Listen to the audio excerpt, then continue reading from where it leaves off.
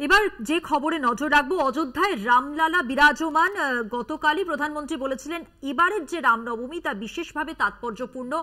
আরো একটি তাৎপর্যপূর্ণ ঘটনা ঘটেছে অযোধ্যার রামলালার মূর্তিতে সূর্য তিলক, যা প্রধানমন্ত্রী নরেন্দ্র মোদী তিনি বিমানে বসে দেখলেন। সেই ছবি আপনারা দেখতে পাচ্ছেন, বিমান থেকেই ভিডিওয়ে দেখলেন এই রামলালার কপালে সূর্য তিলকের ছবি।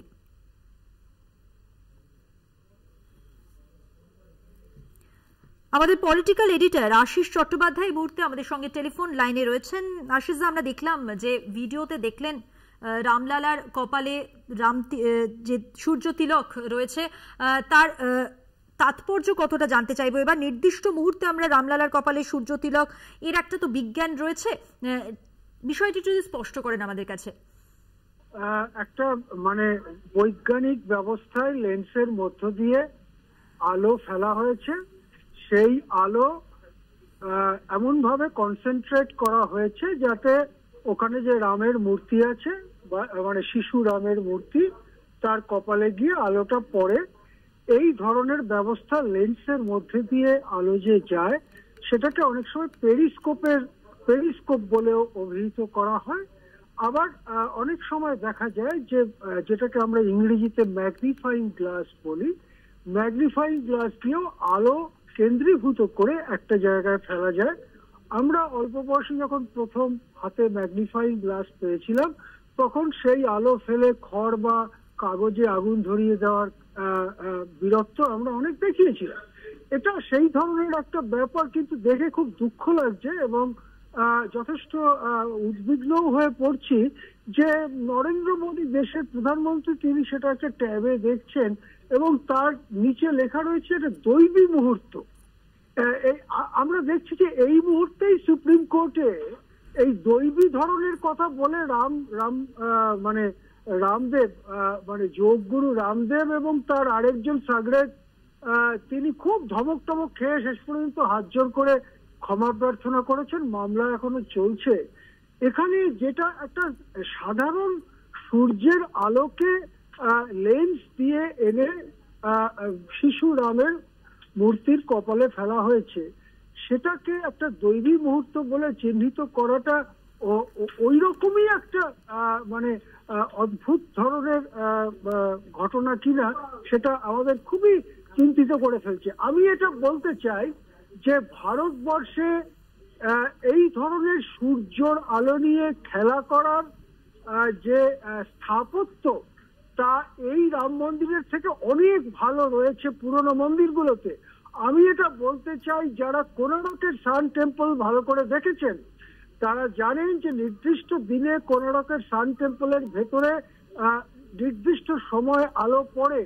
যারা কাশ্মীরের প্রাচীন মার্তণ্ড সূর্য মন্দির দেখেছেন তারা জানেন যে সেখানকার আর্কিটেকচারও এইভাবে তৈরি করা হয়েছিল।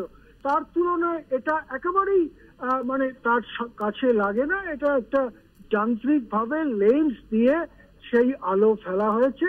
সেটাকে দৈবী রশ্মি বলে প্রচার করতে লেগে গেলেন দেশের প্রধানমন্ত্রী। এটা সত্যি উদ্বেগের ব্যাপার।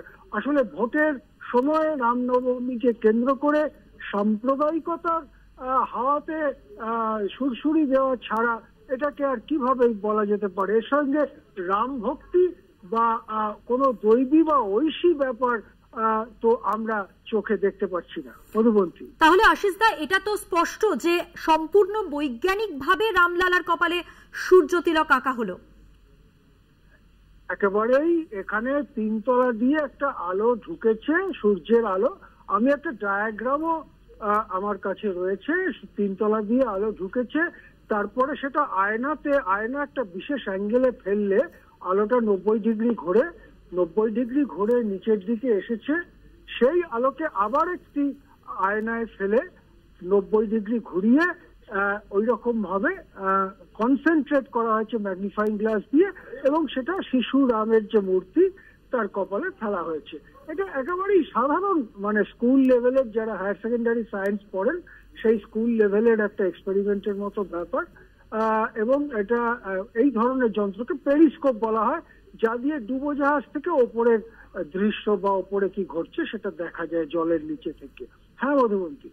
অনেক ধন্যবাদ। কথা বললাম আমাদের পলিটিক্যাল এডিটর আশিস চট্টোপাধ্যায়ের সঙ্গে। অর্থাৎ যে ঘটনাটি ঘটল রামনবমী উপলক্ষে তা সম্পূর্ণভাবে আয়োজন করা হয়েছিল, বৈজ্ঞানিকভাবে রামলালার কপালে সূর্যতিলক আঁকা হলো, যাকে দৈবিক আখ্যা দেওয়া হলো এবং প্রধানমন্ত্রী স্বয়ং বিমানে বসে তা প্রত্যক্ষ করলেন তার যে স্ক্রিন আছে ট্যাবের সেই স্ক্রিনে। সেই ছবিও আপনাদের দেখাচ্ছি। সোশ্যাল মিডিয়ায় পোস্টও করেছেন প্রধানমন্ত্রী। আজ 17 এপ্রিল রামনবমী উপলক্ষে সারা দেশে যখন রামনবমী পালিত হচ্ছে তখন নানা রকম আয়োজন করা হয়েছে বিজেপির শীর্ষ নেতৃত্বের পক্ষ থেকে, বিজেপি নেতৃত্বের পক্ষ থেকে। সেই সময় অযোধ্যায় এবারের যে রামনবমী তা যথেষ্ট তাৎপর্যপূর্ণ। আগেই বলেছিলেন প্রধানমন্ত্রী, তার কারণ রামলালা তিনি বিরাজমান এবারে। আর এই রামলালার কপালে রামের সূর্য তিলকের যে আয়োজন করা হয়েছিল ঠিক বৈজ্ঞানিকভাবেই তার ব্যাখ্যা দিলেনও আমাদের পলিটিক্যাল এডিটর আশিস চট্টোপাধ্যায়। তিনি যেটা বললেন যে রামলালার কপালে সূর্য তিলক আঁকা হলো এবং তারপর যেটা আমরা দেখতে পাচ্ছি দৈবিক আখ্যা দেওয়া হলো একে, প্রধানমন্ত্রী প্রত্যক্ষ করলেন বিমানে বসে তার ট্যাবে।